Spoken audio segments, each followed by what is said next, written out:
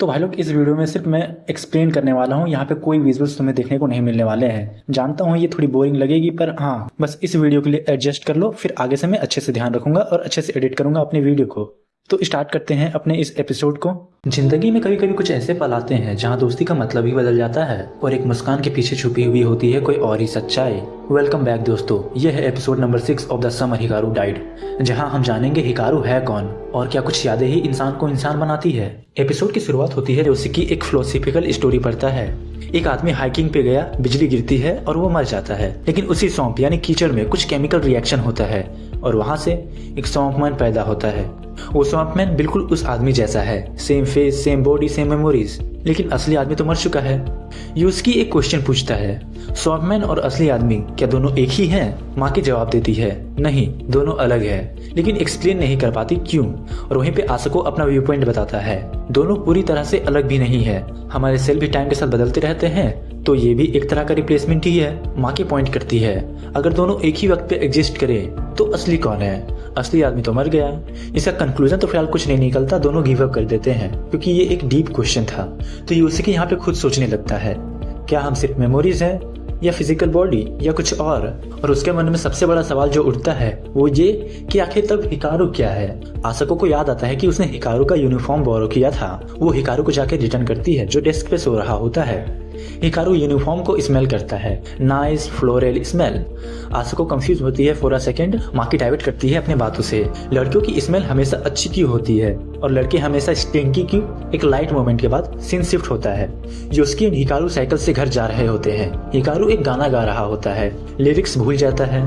योस्की उसे लिरिक्स याद दिलाता है। सडनली हिकारू की साइकिल का टायर पंचर हो जाता है। वो दोनों फिर पैदल ही चलते हैं। मिकासा वहां से गुजर रहा होता है, वो रुकता है, उन दोनों को ऑफर करता है राइड अपने वैन पे। ट्रक के पीछे दोनों बैठते हैं अपनी साइकिल के साथ। उन दोनों को राइड देने के बाद मिकासा को याद आता है रिसेंट सीक्रेट मीटिंग के बारे में। फिर हमें बचपन का एक फ्लैशबैक दिखाया जाता है। हिकारू के घर में सब इकट्ठे होते हैं। हिकारू योशिकी को कहता है, गेम ऊपर है, जा ले आ। योशिकी रूम में जाके एक बेसबॉल कैप देखता है और फिर उसे एक मेमोरी फ्लैश होती है। एक फेस्टिवल में वो खो गया था। पापा उसका हाथ पकड़ के उसे ढूंढ लेते हैं और बताते हैं, ये फेस्टिवल माउंटेन गॉड के लिए होता है और तुम कभी माउंटेन पे मत जाना, वरना वो तुम्हें ले जाएगी। अब कौन लेके जाएगी, ये मिस्ट्री तो अगले एपिसोड में सॉल्व होने वाला है। गेम के साथ बुक शेल्फ से एक नोट गिरता है। लिखा क्या हुआ है वो ठीक से कुछ विजिबल भी नहीं था। हिकारू की हैंडराइटिंग थी, कुछ वर्ड्स विजिबल है। हिची ड्यूटी ऑफ द इंडस करके कुछ लिखा हुआ है। फिर हमें अगला सीन दिखाया जाता है रात का, जब फायरवर्क में सब मस्ती कर रहे होते हैं। लाइटर खराब हो जाता है। हिकारू बोलता है, मैं यामाहिसा जाके नया लाइटर ले आता हूँ। आसको बोलती है, मैं भी चलती हूँ, और बाकी लोग क्लीन अप करते हैं। योस्की बाद में बोलता है, मैं आइसक्रीम लाने जा रहा हूँ, लेकिन रियली में वो उन दोनों को फॉलो करता है। रोड पे आसको एंड हिकारू वॉल कर रहे होते हैं।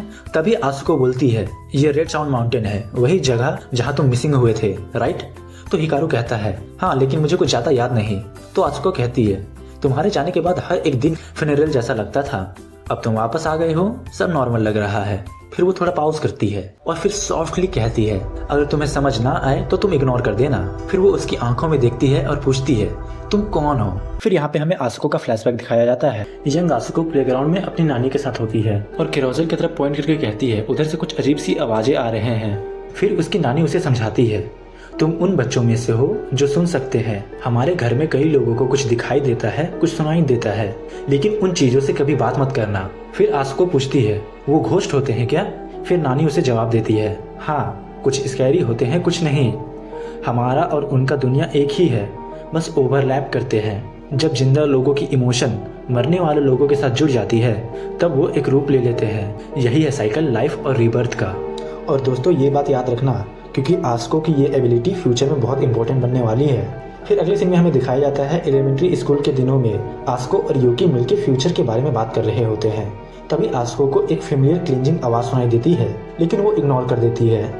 सडनली यूकी रोड क्रॉस करने जा ही रही होती है, तभी आसको को फिर से वो आवाज सुनाई देती है, लेकिन इस बार ज्यादा इंटेंस और क्लियर, और उस एंटिटी ने सिर्फ एक ही शब्द कहा था, डेंजर। आसको चिल्ला के कहती है, यूकी रुक जा, और उसी वक्त एक गाड़ी फुल स्पीड में पार होती है। उस वक्त आसको समझ जाती है वो एंटिटी स्कैरी थी, लेकिन बुरी नहीं।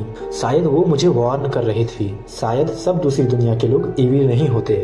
फिर सीन प्रेजेंट में शिफ्ट हो जाता है, जहां आसको हिकारू से सवाल पूछ रही होती है, तुम वाकई में हिकारू हो? हिकारू चुप हो जाता है। और उसके चेहरे में टेंशन साफ साफ दिखाई दे रही है।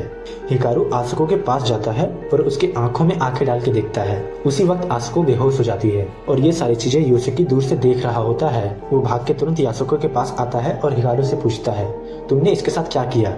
हिकारू कामली कहता है, मुझे लगा उसने सब जान लिया है, इसलिए मुझे कुछ करना ही पड़ा। पर अच्छा है आसुको मरी नहीं, अगर मर जाती तो मुझे दुख होता। यहाँ पे योशिकी पूरा सॉल्व हो जाता है और वो कहता है, तुम्हें जरा सा भी कोई एहसास है या नहीं? तुम्हारे नजर में किसी की जिंदगी की कोई वैल्यू है? हिकारू यहाँ पे कंफ्यूज हो जाता है। वो मन ही में सोचता है, जिंदा रहना या मरना, दोनों में फर्क क्या है? दोनों में सिर्फ फॉर्म ही तो चेंज होते हैं। योशिकी यहाँ पे फिर से एक सवाल पूछता है, क्या तुमने ही ओल्ड लेडी मत्सुरा को मारा था? हिकारू यहाँ पे गिल्टी एक्सप्रेशन देता है और योशिकी उल्टी कर देता है। यहाँ पे योशिकी का पूरा मेंटल ब्रेकडाउन हो चुका है। फिर आसुको होश में आते ही कहती है, तुम्हें किसी घोष ने पोजेस किया हुआ है। तुम्हारी आवाज तब से बदली हुई लगती है जब से तुम उन पहाड़ों से वापस आए थे। पर फिर वो कहती है, मैंने महसूस किया है कि तुम योशिकी को प्रोटेक्ट भी कर रहे हो। शायद तुमसे बात करना गलत नहीं है। यहाँ पे योशिकी भी सॉफ्टली कहता है, हाँ मैं तुम्हारी बात से एक्सेप्ट करता हूँ, ये मुझे प्रोटेक्ट तो करता है। फिर सीन शिफ्ट होता है यासुको के घर में। रात का टाइम है। उस रात हिकारू आसुको के घर में ही रुका है। सब सो रहे होते हैं लेकिन हिकारू कुछ सोच रहा होता है। मुझ में जिंदगी नहीं है पर मैं जिंदा हूँ। डेथ सिर्फ एक चेंज है। पर योशिकी का सवाल, वो तो ब्यूटीफुल है, क्या मुझे उसे मारना चाहिए या फिर ये डिजायर हिकारू का है? और ये एंटिटी यहाँ पे काफी डीप थिंकिंग करने लगा है। इसके बारे में तुम्हारा क्या कहना है मुझे कमेंट करके जरूर बताना। हिकारू यहाँ पे पूरा कंफ्यूज है और इमोशंस उसके लिए नए हैं। फिर सीन शिफ्ट होता है। अगली सुबह योशिकी आता है और फिर एपिसोड यहीं पे एंड हो जाता है। और एक बार फिर से बोल दे रहा हूँ, सॉरी, ये एपिसोड जानता हूँ बोरिंग लगी होगी क्योंकि मैंने कुछ खास इसमें किया नहीं है, बस बोल दिया है और डाल दिया है। आपको ये एपिसोड कैसा लगा मुझे कमेंट करके जरूर बताना। हम मिलेंगे अगले एपिसोड में, तब तक के लिए बाय बाय।